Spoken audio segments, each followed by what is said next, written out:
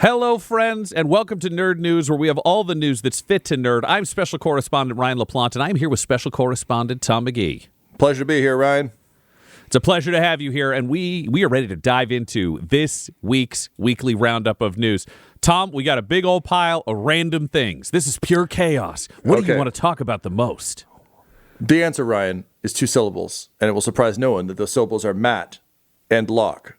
And my update is, there's no update. I forgot what it's like to watch cable TV. Matlock just was on like a couple week break. Well, I guess, I don't know, they shot things or did other stuff. I don't know. So I got a fresh episode dropping on December 6th, which is tomorrow in our time, but the past in your time. So that's my Matlock update. There's no updates on Matlock. But what about Dr. Odyssey, Tom? You promised us Doctor on a Boat. We've been waiting for this for a while. Promise you Dr. Odyssey. So for those of you unaware, I was until I saw an ad for it while watching. Say it with me now. Matlock. There's a new show called Dr. Odyssey starring Joshua Jackson from Dawson's Creek and one of the Schuyler sisters from Hamilton.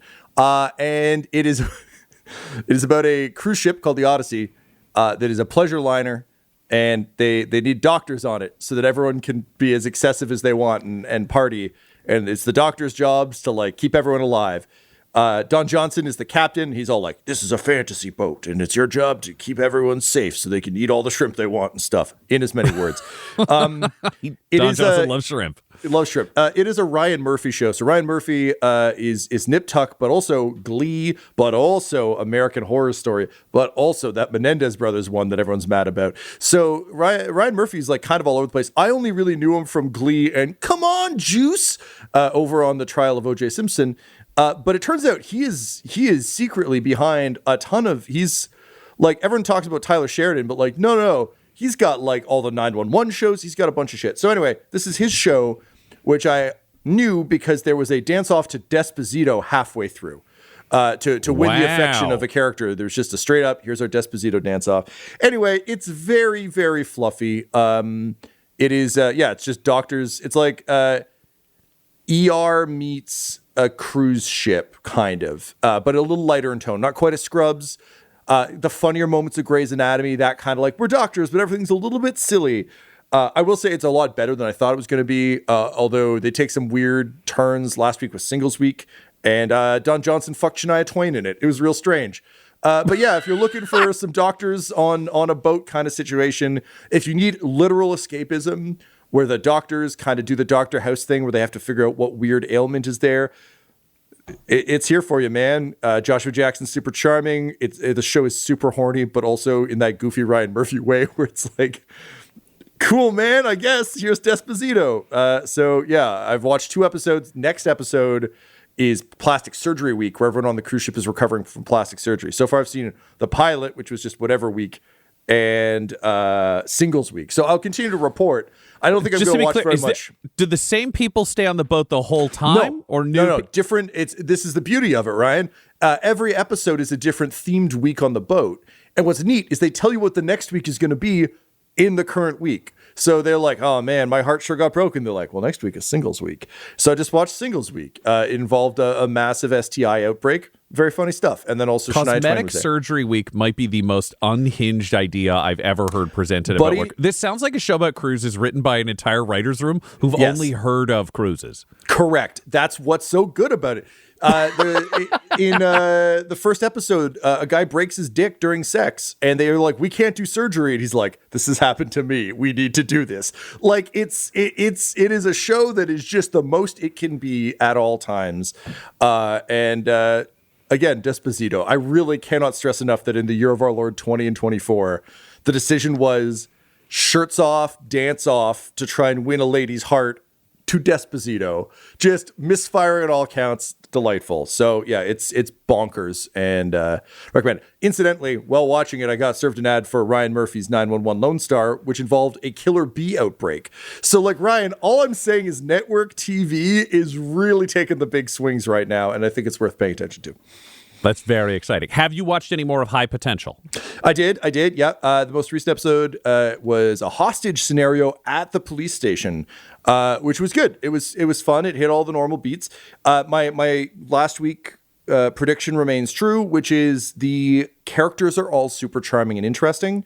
The cases are always a little touch and go, and this one was no different. This one, spoilers for High Potential, was resolved by the guy, the hero who's in jail wrongly accused, slipped an AirTag into a guy's pocket, and he just failed to notice the AirTag for several days, and thus was caught because they found it. Like, it's that kind of thing where it just kind of falls apart at the end. But I was still like, I'm really glad they resolved the situation. Like, they're very enjoyable people to hang out with, but the plots continue to be a little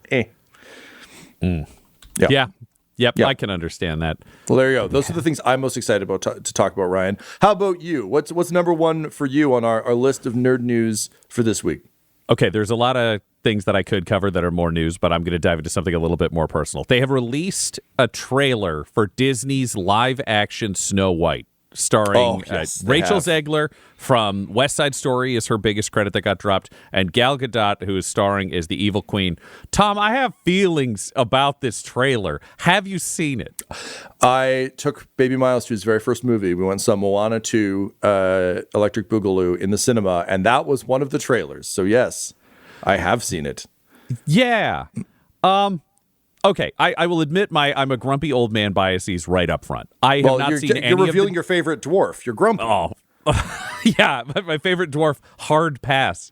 So I have not seen any of the Disney live action remakes because I love the OG cartoon so much that I just have not had a reason to go. I also do not have kids and I don't have nieces and nephews, so there's no one to have that be an event for in my life, or I'm sure I would have seen somehow all of these.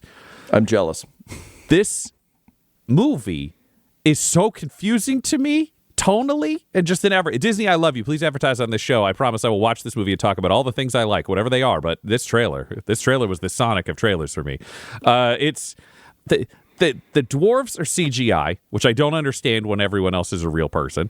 I just don't get it. It's mostly CGI. They have a scene where she says, "We're taking this kingdom back," and it's her with an army behind her, which is not in the original. There is the addition of a song, which admittedly I was humming for about 4 minutes after I saw the trailer, so I think that's going to work. But I'm just so deeply confused by why is more of this movie animated than real when you're trying to make the live-action movie. Also, Gal Gadot is not an old lady losing her beauty to a young person. Gal Gadot is arguably one of the most beautiful people in existence. Gal Gadot looks into the mirror in real life, and the mirror is like, oh, no, it's still you. Like, she's got a long time. Ryan, I got a lot of context for you, if you want it. Please, dear God, give me the context. Okay. So first and foremost, to the Disney remake point, I have seen all of them, I think, at some point. I regret most of them. I will watch the Moana, and I will be sad.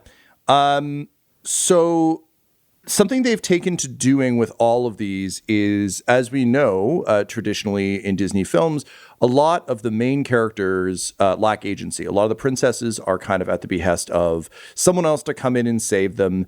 And that's the resolution of the plot. And Snow White is kind of number one. Snow White and Sleeping Beauty are kind of number one with the bullet. Oh, yeah, because they're so ancient. And they both get knocked out. They're both literally out of the game until a dude comes along and saves the day. So for a lot of these films, they're trying to find ways to increase the agency of the main character, which I totally respect and I think should be done. However, the way it's done is often hog wild. In the Aladdin film, the Fresh Prince of Bel-Air Genie Aladdin film, they added a song for Jasmine where she freezes time, time freezes and she walks through and it sounds like a Frozen song, but in the otherwise just Aladdin score. It's super weird. And then she snaps out of it and they're like, well, get married to Jafar or whatever. It was super strange. And it seemed, and similarly, Little Mermaid, they're like, well, we can't have Eric just save the Little Mermaid at the end. They got to do it together. So I think in this case, it's like Snow White has to save the kingdom instead of, just being smooched to wake up, which fair enough. That's a weird beat to go out on. So that's what you're seeing here. It was the same with the Snow White and the Huntsman with I saw Snow White and the Huntsman and I realized I think I did see the Aladdin reboot, which had that weird beat that you're talking about. Maleficent, but for this, also Gal Gadot as the queen is crazy, but then Gal Gadot as the old lady that the queen turns into is also CGI. Why are there only two people in this whole fucking movie? Yeah, someone made the same comment about the Lion King where they're like, oh yeah, the live action Lion King. It's like, but they're all CG. The other piece of context that's worth two pieces. One was there was a lot of kerfuffle mostly from folks with very strong opinions about what fairest of them all should mean. And the film was like, no, we're talking like fair from a you're just and kind, not from a like, oh man, I got cheekbones to die for perspective, which like, cool, fair enough. But also Gal Gadot, not a character or an actor known for the warmth of her performance. I feel like if I'm the evil queen and someone's like, you're not the fairest of them all, I'd be like, no, that's true. That's true. I cry bullshit on this whole idea that it's about her being nice. She's like the evil queen. When was she ever fairest of them all? She wasn't nice before and faking it. Unless they really want to get into the philosophical debate of intent where like if you do a nice thing, but it's just so people think you're nice, are you nice? I also realized I spaced out. It was not well written, but the opening line is like, this used to be my father's kingdom, a land where there was fairness. And I was like, this is the worst opening line. So that's... And then it came back later, but I'm like, no, it's clearly beauty. It's always been beauty. That's the point of it. I'm not arguing that like beauty is a healthy thing for this queen to be a problem, but it's acknowledged that that is a false pursuit she should not be pursuing. But I don't know. It just, for me, I don't know who it's for, and I don't know what they're doing. The other it felt piece, so weird. Why aren't there just cool dwarves instead of these weird CGI? Well, that's the other piece, Ryan. There was some debate. There may have been a behind, and again, this is all just pure allegations, but there may have been a behind-the-scenes Sonic the Hedgehog switch on this one as well, because an early photo seemed to suggest that the dwarves were not going to be dwarves at all, but instead just folks of different sorts, and they were going to move away from that entirely. And then the outrage online was so strong that I think they may have had that could just be their name. They can just be the dwarves, but like, who cares? There'll be all sorts of heights.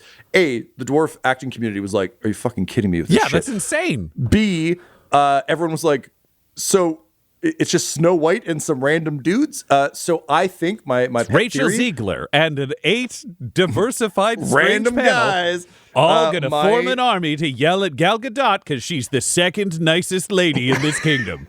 And my guess is those CG dwarves were like, I guess we just gotta do that. So anyway, I will also watch it. Miles has never seen a Snow White of any sort, so he was like very confused about what was going on. But also kind of into it. We'll see. 25 years after Star Wars Episode 1, The Phantom Menace, they're like, this isn't very good. Let's take it back to Jar Jar. We're just going to walk it back to Jar Jar and we'll be fine. Everybody Jar Jar. You're just saying someday my prince will come? Misa Snow White? Yeah. That's my biggest thing is just that I don't know why that trailer just was like, this is weird. I'm not against it. I'm sure it'll be fine. I'm sure it'll introduce a bunch of new people to the story. This will be their definitive version. I absolutely respect it. I just, of all of them, I was like, okay, you're going to do CGI but realistic lions. Okay, I can kind of wrap my head around it. Okay, you're going to do Aladdin, but it's all going to be real people. The genie's going to be Will Smith. Sure, I get it. Maybe not for me. I'm not going to yuck anybody's yum. Have a nice time. I don't think this movie's anybody's yum. You know? I feel like this movie is Rachel Zegler and Gal Gadot's yum. And everybody else is like, who for? There's one other person, Han from Fast and the Furious, who loves Gal Gadot more than anything. He'll be there with tears in his eyes so when this he is views it in Tokyo. Han. Yes, this is Justice for Han. Snow White and the Justice for Han. If he plays the dad, I'm going to be so into this. No, Dad, please don't leave the kingdom to go to Tokyo. Everything's going to be great there, he says. We know what happens there. Anyway, my story's really going to pay off. Yeah, what a treat. Yeah, so Snow White. Well, I mean, speaking of which, we can transition right into one of these other ones that's kicking around here. Speaking of Disney, so I went and saw the Moana 2. Moana's Conquest. It's so what I learned was Moana 2 was supposed to be a TV show, and then they adapted it into a film because Disney, as you know, has been having an interesting leadership shuffle, and there's been a lot of debate at the top of the house about the value of streaming services versus theatrical release and everything else. And given that Moana is basically a license to print money, they decided to go print some of that money, and it would seem that they did. Because I'm seeing here from the Hollywood Reporter that Moana 2 has the best Thanksgiving ever box office in the U.S. It is doing crazy numbers and is kind of dominating the sphere, which is like 2 back-to-back Disney animation super hits. Yeah, this has been a really big win for their department. So it made $225 million in the U.S. and $389 million globally, which means it's made more than any other Disney animation. It beat Super Mario Bros., which was the previous winner. And is an excellent film. 10 out of 10 and would recommend. Thanksgiving grosses, it also beat Frozen and Frozen 2. So this is a crazy, crazy swing for them to have achieved this. And on top of that, with these other recent films that have come out, Disney also did Deadpool and Wolverine and Inside Out 2, both of which cleared $1 billion. So the back half of this year, specifically this last 6 weeks, has kind of taken the box office from where I think this year it was supposed to be underperforming last year by 14%.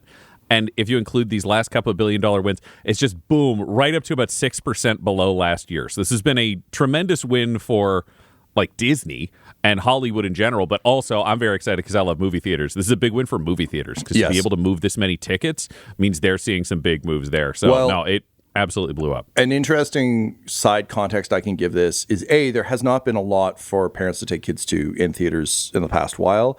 But B, when Miles was born, we actually had a hell of a time getting formula for him because he was born as part of like the COVID baby boom. And so there are a bunch of kids who are just aging into the correct age. And he was wrapped. He sat quietly through the whole thing, aside from a few comments like, they're talking about Maui. Where's Maui? Is that a bad guy? Like he had like on point questions. But if he's any indication, there's a whole bunch of kids that are now really, really ready to go to the movie theater. So I think anything that is kid adjacent is going to do some fucking big box office for a little bit. Yep, and talking about box office at Regal Cinemas, because I'm the theater guy. I track these things. It's a bit of a deep cut, so I won't go too deep. But they have secured a $1.9 billion loan in their latest refinancing move. They had been struggling because their parent company had essentially had to do a Chapter 11 bankruptcy and refinance. There was a question of what is going to happen to these Cineworld theater chains, which are some of the biggest ones in the States. They've secured some financing. They're upgrading their theaters. They've got money set aside for that. And a lot of it's been this last quarter where they grossed nearly $1 billion or more in terms of ticket sales because of these big wins coming out from Hollywood in a row. Ironically, even though they are separate streams, theaters are so tied to Hollywood box office doing well, and we're seeing some synergy coming back and forth. So I'm very excited. If you have a local Regal Cinema, they seem to be in relatively good hands for, I'm going to ballpark, a year. Let's just keep that happening. And otherwise, James Blunt is going to have to step up yet again to buy a beloved piece of the world. The McG, the McTheaters are going to be coming out. The McTheaters, yeah.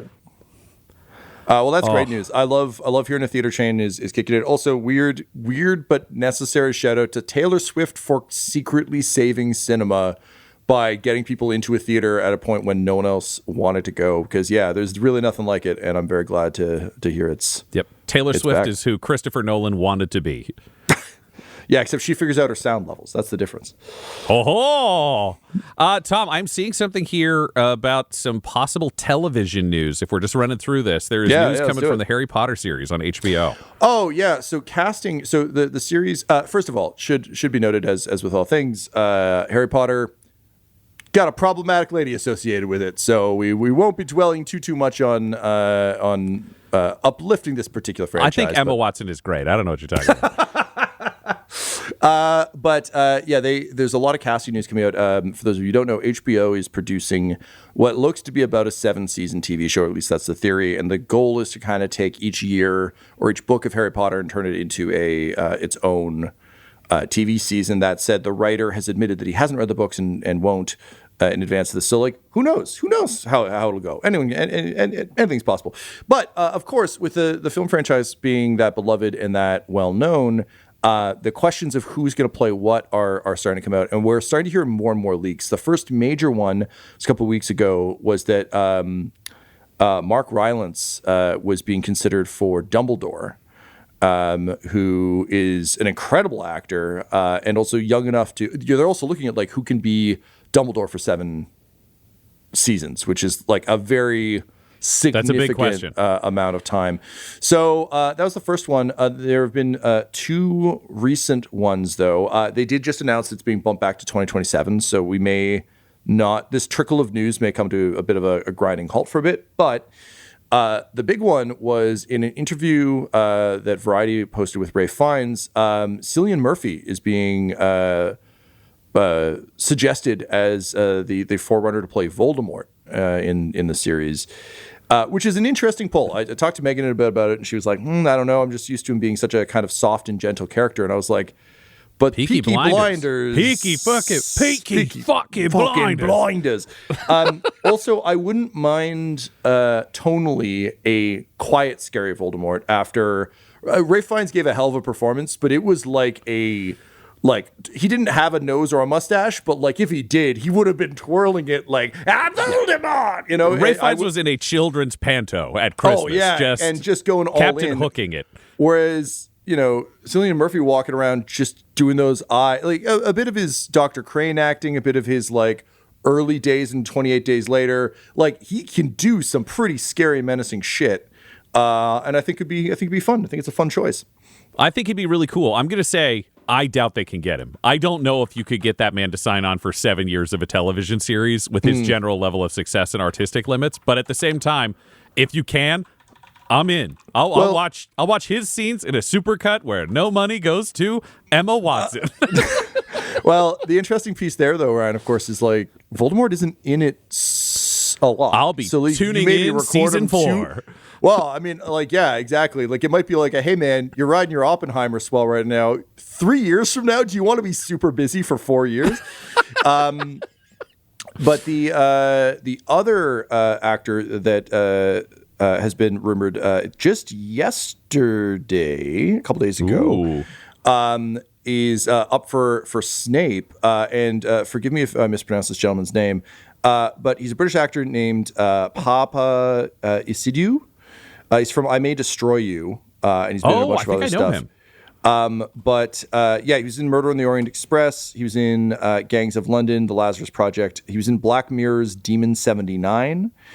He's being reported by Hollywood Reporter has the exclusive on this that he might be up for it. And honestly, pretty great. That's a pretty great choice. I always thought I love Alan Rickman, to pieces. Always thought he was a bit old for the role myself. I was like, I feel like he's an incredible actor, but in my mind, Snape was a hell of a lot younger.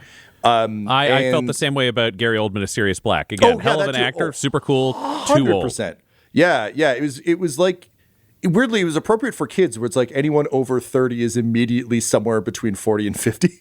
But you're an adult or a grandpa. Those are your two categories. Exactly.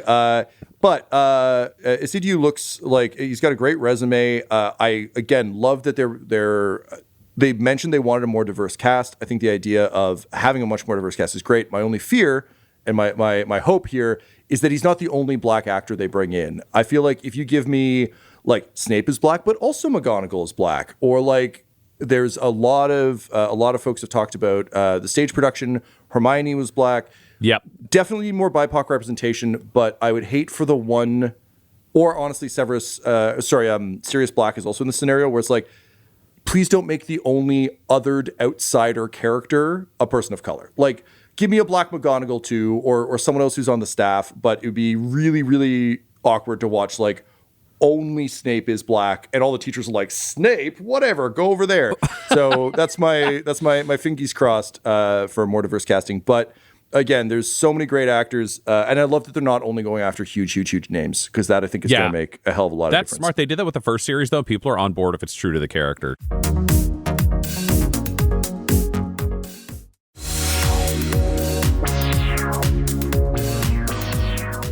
To fire through some other quick news, Day of the Jackal has already been picked up for season 2. It's the biggest ever show on Sky, which is a big British network. It also jumped up the charts in the States. So apparently that show, as we said, if you're into it, it's pretty good. And apparently British people are very into it. So that will be happening. That's already been greenlit within weeks of it launching, which is great for them and for that show. Unfortunate title, because now it's like Days of the Jackal. Soon it'll be like a week of the Jackal. Maybe we'll get to a fortnight of the Jackal, 6 seasons and a movie of the Jackal.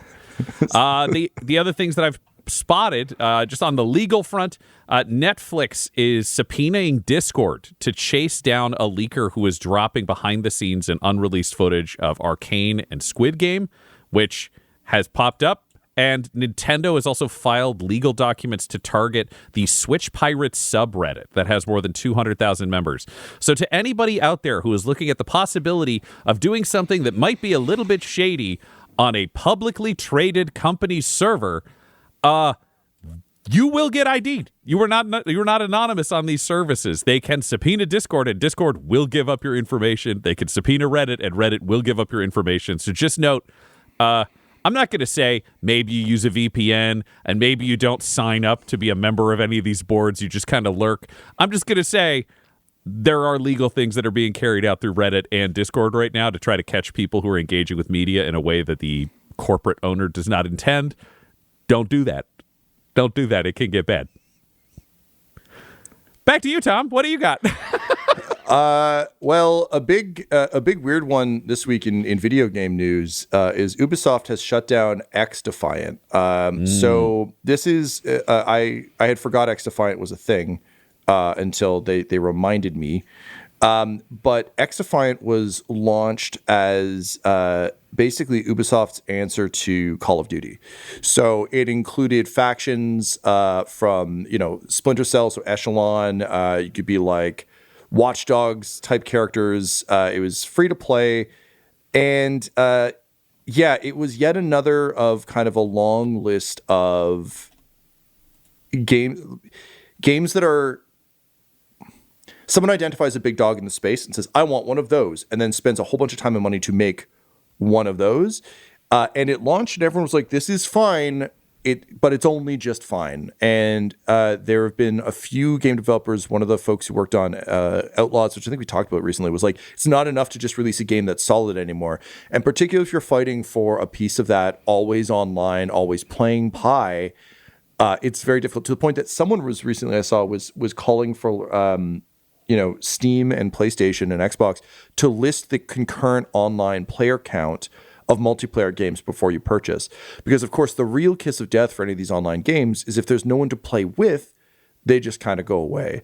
So anyway, it came and it went. And unfortunately, for the team involved, Polygon is reporting that a whole bunch of folks were laid off. It's yet another kind of like similar to what we saw with Concord or any of the various Overwatch clones that have come out, come and gone. Very hard to come for the big dog. Even Battlefield is struggling to take on Call of Duty at this point. So, regrets to the folks who worked on it and to the players who are playing it. But yet another cautionary tale and a reason to be very, very cautious when you're buying in-game currency or things in these online games in their infancy, because the cosmetics you buy may be for a game that no longer exists. Yeah, and this also seems to fall into this unfortunate category of mergers and acquisitions casualties immediately afterwards, because the executive producer of X Defiant had been told by the studio that Ubisoft was going to be investing significantly to help this game over time find its audience, because there are a bunch of games that have had that success. For Honor is a great example of that, of something that just tanked out the gate and then built up, but it takes a while to be able to do that. And that funding was pulled on top of multiple studios getting shut down. But everybody in the video game world, especially in the AAA world, they all leveraged themselves pretty heavily to buy a bunch of new developers, and they are slowly just lopping off limbs as they're realizing how much production costs compared to when those games arrive. Because it's tricky. If you over-leverage yourself on too many, there is a cost to that as it happens. But on a different gaming front, perhaps a new and exciting gaming front, Baldur's Gate 3 is getting a huge new patch that is dropping. I'm very excited about all of this. The biggest thing on it, full crossplay. Across any system where you can play Baldur's Gate 3, you can have a party with anybody else in any spread. That's one of the biggest things that they had requested, and that has been walked through, along with, and I am very excited about this, a number of new subclasses to the existing system, which a running joke is from our other show, Jesters of Ravenloft, is you could finally build the Jesters of Ravenloft characters in this game, because Barbarian Path of the Giants is popping up. There is also the Rogue is a swashbuckler. We love that. There's a Hexblade Warlock, and we've got Blade Singing for the Wizards. So there's a bunch of cool stuff coming in there. The other paths included are the Oath of the Crown for the Paladin, the Arcane Archer for the Fighter, Drunken Master for a Fighter. The Rangers get Swarm Keeper. Sorcerers get Shadow Magic. And I think that is it. Those are all the major classes that are getting updates. But it's great to see Larian Studios, and a game that's been doing very well, still adding new cool stuff and a reason to go back and do another playthrough. Even though it's a mammoth game, you're getting some super cool stuff that's popping up just now. And they've been rolling out kind of quality of life updates on an ongoing basis. It's one of the nice things about that game doing as well as it has done. But there's going to be new stuff for you there coming up very soon, if not already. Speaking of quality of life updates that kind of come in out of nowhere, and again, big props to Larian for just supporting the hell out of this game through its development too, because there was a lot of like, we don't know if this is going to work from outside, and then it blew up, and they very easily could have just cashed the check and rode off into the sunset, but they clearly love it, and us, which is nice. Of all people, of all places, Sony has also dropped us 2 magical quality of life updates to 2 of their major devices. This isn't on the sheet, Ryan, so I'm just freestyling it, baby.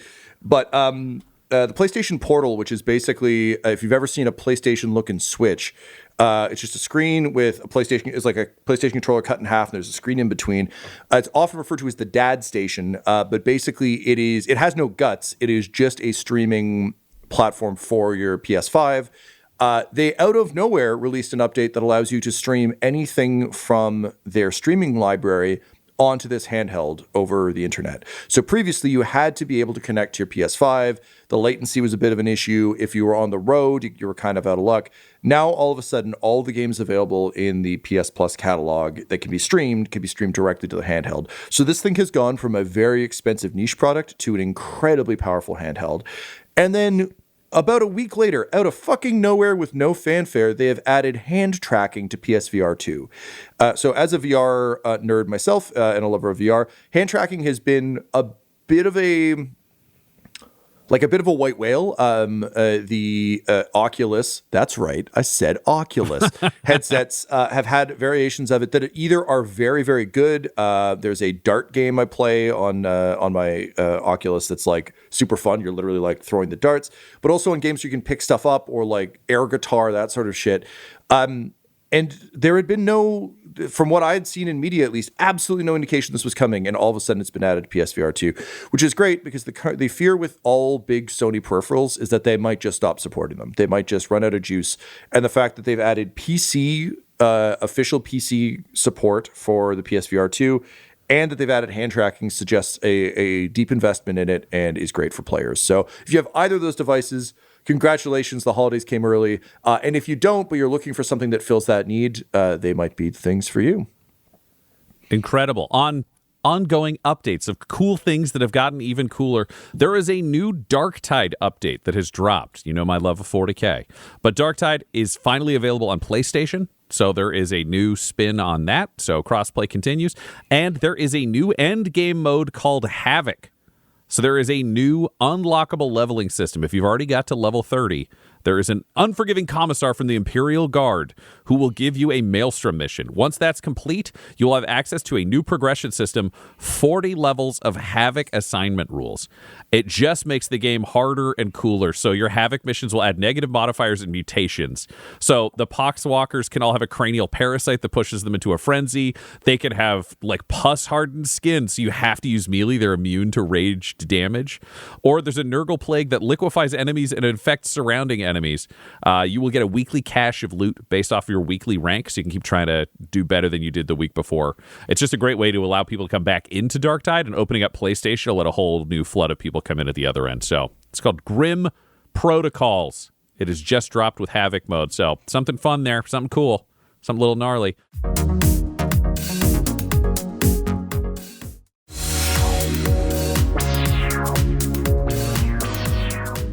And then I'm seeing something about a PlayStation loading screen, Tom. Yes. So it is the 30th anniversary of the PlayStation 1, which makes me want to turn to dust. But it is the 30th anniversary of PlayStation. So Sony released a beautiful line of PS1 themed PS5s, PlayStation Portal handhelds, everything in that classic gray, which are already going for an insane amount on the aftermarket because wah-wah. However, again, in surprise gifts, company not always known for acts of random generosity. has dropped a whole bunch of anniversary themes onto the PS5. So if you have a PS5, you can update it now, and then you can choose the PlayStation 1, 2, 3, or 4 overlay, and it adds some flair to your screen that evokes what those menu screens looked like. But more importantly, it adds the boot menu, like the boot screen from each of those. So if you, like me, have incredibly fond memories of the Sony Entertainment like yin yang logo snapping together with like the wah, wah, giant white screen blinding you, knowing that you're going to play some janky CD based video games, or fond memories of the PS2 loading in and all the weird cubes they were using, because at that point they're using their cell technology and they're big fans of that. You can just set your PlayStation 5 to boot up with that. It will show that at the beginning, and it will just slightly retheme your PS5. It's a limited time only. I sincerely hope they leave it forever, because I fucking love having those old screens pop up. I feel like similarly, if I could get like the little like cheerful GameCube boot up screen on Switch, I love that too. So anyway, it's super nice. It's very nostalgic, and it's a lovely way to celebrate the history of the console. And made me very happy to see, just to evoke some nice old memories. So go check it out. Again, it's a limited time only, so make sure you get that nostalgia in while you can. Fantastic. I'm also seeing some Watch Dogs Legion news, Tom. This shook me. Yeah, it should, Ryan. So on the topic of Ubisoft, Ubisoft has launched apparently a series of audio content on Audible, and the most recent one is called Watch Dogs Truth. This was reported by IGN, I think, like last week. And story-wise, it is a sequel to Watch Dogs Legions, but it is apparently an interactive audio experience. So you're going to be able to affect the sort of fate of the story as it goes. I assume by like voting after you listen to it. It's unclear from the article, but essentially it is an interactive audio piece. There's also a movie in the works for Watch Dogs, but the game itself came out in 2020. So this is a way that Ubisoft, who has attempted transmedia with a number of its different stories, is trying to branch out into a space that, admittedly, if you're listening to this right now, I am frequently. And it follows a bunch of other releases. IGN lists Assassin's Creed Gold, The Division Hearts on Fire, and Far Cry Rise of the Revolution, which apparently starred Giancarlo Esposito. So they're really trying to link up the cast and idea of these games that they're telling, the stories they're telling in their games, with other media. But I hadn't heard of any audio yet, so this is a big one for me. I will say, though, my cautionary tale on this is I am a fucking dyed-in-the-wool Assassin's Creed fan, and I go back to that first game, and unfortunately, that's when I got the bug, and as a result, I am following that fucking wacky-ass present-day storyline. Yeah, Tom's the only person I know who has been tracking the present day across all games religiously. Yeah, just like I did with the Resident Evil chronology and the Fast and Furious chronology. And Matlock. And Matlock. But the greatest betrayal the Assassin's Creed games ever delivered to me was when I booted up, 3?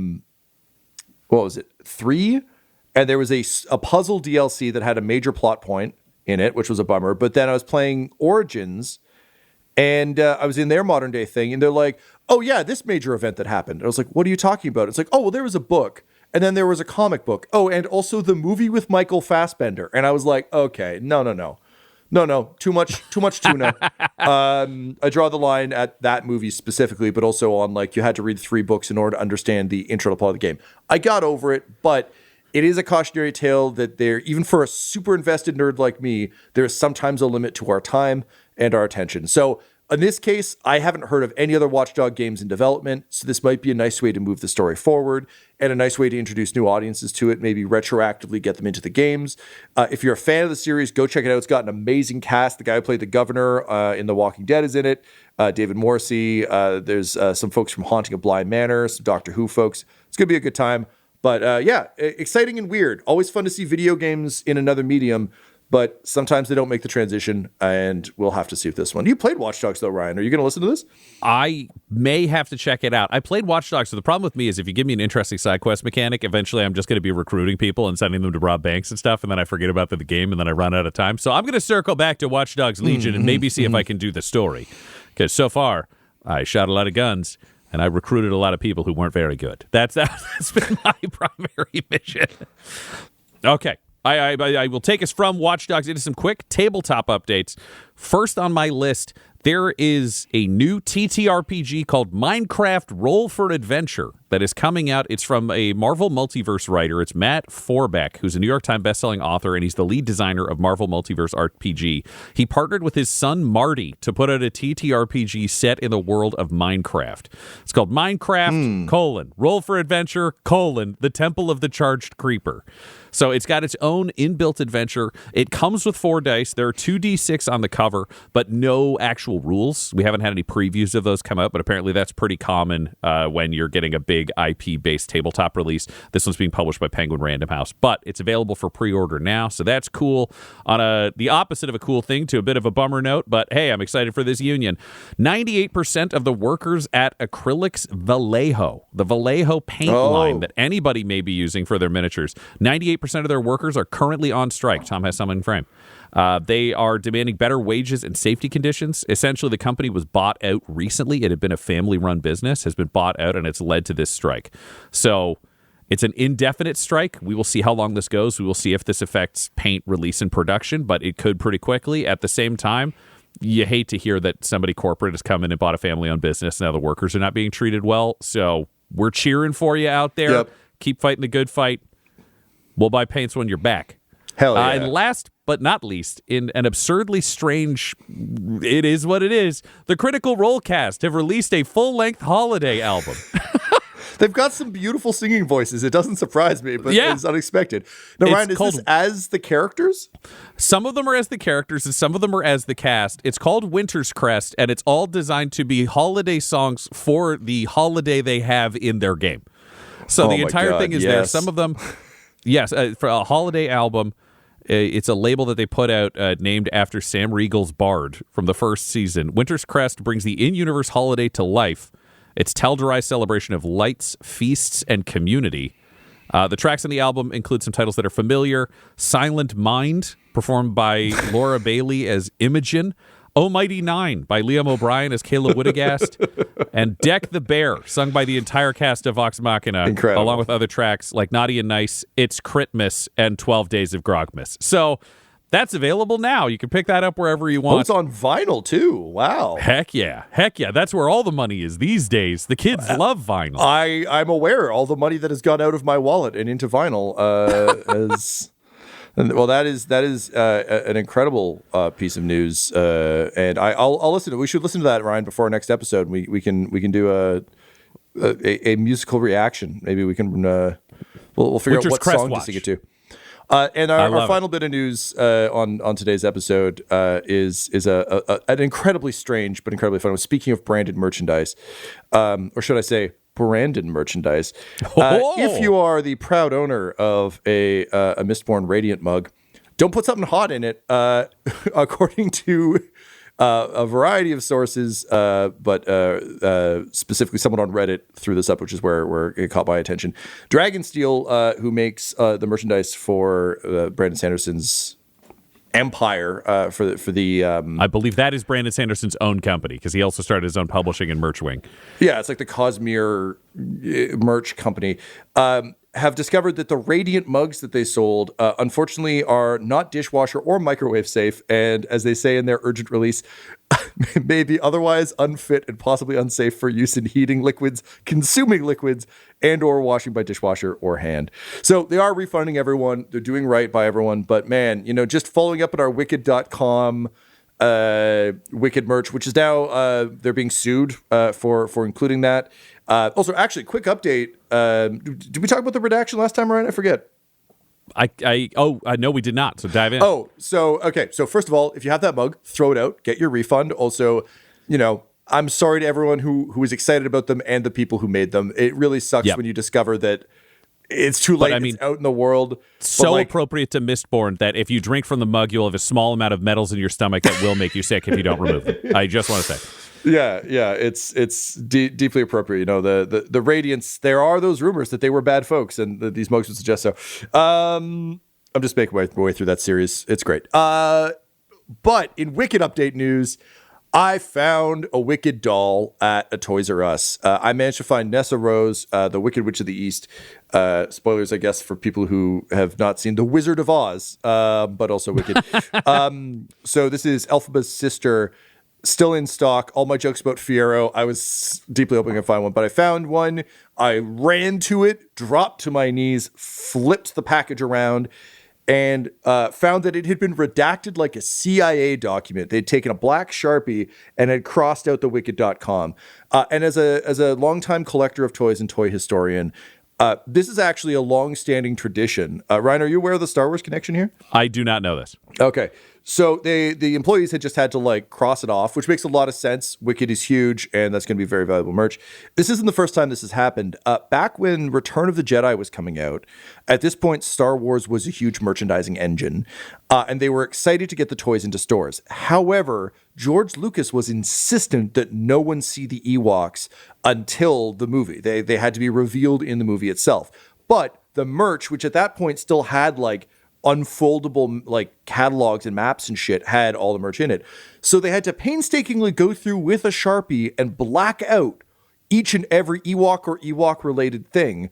And that's how the merch went out. So for kids buying Return of the Jedi shit before Return of the Jedi came out, they had these mysterious redacted creatures, which of course led to a lot of excitement and anticipation. Who could they be? Maybe they're all the members of the Sith. It's impossible. What? And then, Yub Nub turned out to be just teddy bears. Didn't look that interesting, just looked like teddy bears. People could have just assumed they were teddy bears. But anyway, all that to say, whether it's a porn site or a little murderous, cannibalistic teddy bear, sometimes you just got to get out there with a black Sharpie and redact it to make sure that merch still flies off the shelves. So that's our Wicked update. Hide everything that'll make us disappointed or aroused. That's what you got to do in the toy business. Tom, what is your nerdy thing for this week?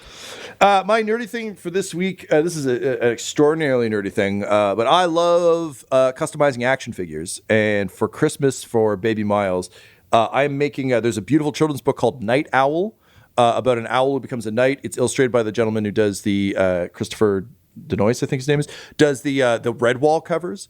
And I am making him I can show it on camera. It's stuck in a drawer. I'm making him a Night Owl action figure. I've got a Toy Story 4 little duck who is voiced by either Key or Peele, I forget which one.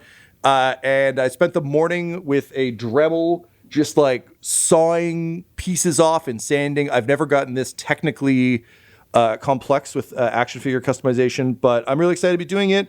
I've been doing a lot of sculpting, as you know, on X-Men stuff, and this is my first attempt to kind of really build something bigger. So I'll show the final result when it's done, but that's my adventure for the week. I'm going to try and make an action figure for my kid for Christmas. Incredible. Rebels. How about you, Ryan? What's your nerdy thing of the week? I am frantically editing our holiday special this year. Hallmark, Never Stop Blowing Up. That's right. We're putting out a mini-series featuring the Never Stop Blowing Up rules for Dropout that came out about 2.5 weeks ago. It is a collection of Hallmark archetypal characters going home to the town of Hallmark for their annual Chestnut Festival, only it's attacked by terrorists. So it is a collection of fun Hallmark people getting thrust into a die-hard-like world. It's absurd. It's delightful. It features the cast of a bunch of our shows. I'm frantically editing that. And if you are looking for it, it is out right now, the day that this drops. You can find it. We are simultaneously, if you follow our Dum Dums and Dice feed and have seen Hack and Slash previously, it's available there. It's also got its own feed. If you search for Hallmark, Never Stop Blowing Up, it'll be available as podcasts anywhere podcasts can be found, or on our YouTube, because we're shooting it in studio and it's nice and beautiful and edited. So that's It's a Chestnut Festival miracle.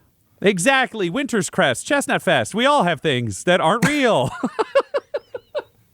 That's all the news that's fit to nerd this week, folks. Thanks for joining us. Nerd long, it's hard.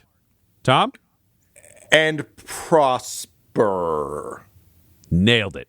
Thanks for tuning in to Nerd News. This series is produced by Dum Dums and Dice, edited by Ryan LaPlante, and our audio is mixed by Laura Hamstra. You can follow us on any social media platform at Dum Dum Dice. Support us on our Patreon at patreon.com/dumdumdice, or buy cool merch from our website, dumdumdice.com. Thanks for joining us, and stay nerdy. Dum Dums and Dice has to give a special thank you to the supreme beings of our Patreon at this time: Christopher Little, George Dolby, Gavin and Abby McDonald, Fire Unfriendly, Grandma Likes D&D, Alan, Stabby Stranger, Glitch Trick, Flynn 1138, Alarain Okapi, Schrodinger's Pepper, Madre de Gatos, Lady Maiden, Nithrian, Garbo Ape, Sam Schaefer, Waffle Marine, Dagger Rain, Rob L, Dia De Los Hoodless, Squishy Werewolf, Remy Funky Head, Accent Therapeutic Services in Florence, Kentucky, Lael, Shulzari, The Long Family, Jordan Oliver, Richard Wright, Brittany Fenwick, Alex Parr, Dragonfly, Megan Werner, A Man Out of Time, Curtis at FingerTechRobotics.com, Panda24NN, Shendra D, Your Homeboy Bones, Ellis Hatch, Odigenous, Beef Not Cheese, Kai Koa, Squire Solaire, Sandy Sassy Pants, Adam, Amira Lockhart, James Molina, Nick Hemsing, Alex LaFountain, Mickey Blake, Seth Cambron, and Jill and Noel LaPlante. If you want your name to be added to this list, you can join our Patreon too at patreon.com/dumbdumbdice. Thanks to them, and a little bit of thanks to you.